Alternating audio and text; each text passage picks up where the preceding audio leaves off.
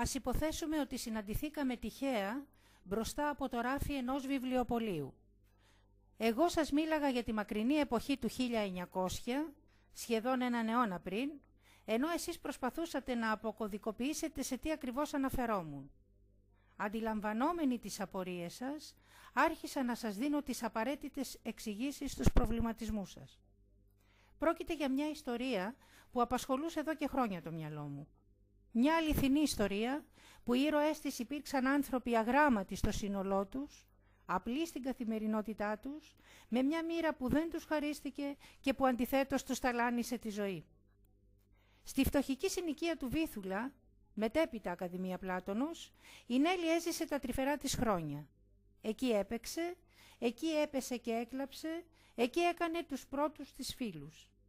Εκεί γεύτηκε τις πρώτες της λιχουδιές από το ζαχαροπλαστείο Γαρδένια, εκεί έκανε τις πρώτες της σκανταλιές πάνω στη μάντρα της ταβέρνας του Μανολιά, εκεί από πολύ μικρή έμαθε πως το μικρό σπιτάκι που ζούσε μαζί με τη μητέρα της Σάντρα βρισκόταν στην οδό Καλονής, κοντά στη στάση Μαυρομάτη. Σε αυτό το σπιτάκι πρωτοείδε το καινούριο της μπαμπά και εκεί, μετά από αρκετά χρόνια, στην ίδια περιοχή, η μοίρα το έφερε να γνωρίσει και να ερωτευτεί τον πατέρα του δικού της παιδιού. Οι αναμνήσεις πηγαινοέρχονταν σαν μπαλήρια μες στο μυαλό της.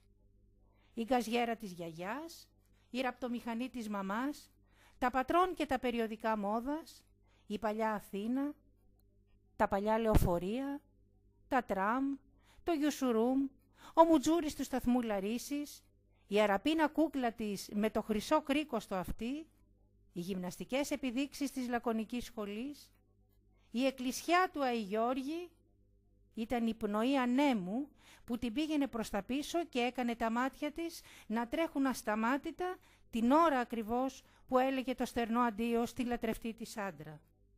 Τη Σάντρα που μετά από την περιπλάνησή της στους κακοτράχαλους δρόμους της μοίρας της έφυγε, βρίσκοντας την Ιθάκη της στην αγκαλιά του σύμπαντος. Ας ταξιδέψουμε μαζί στο χρόνο.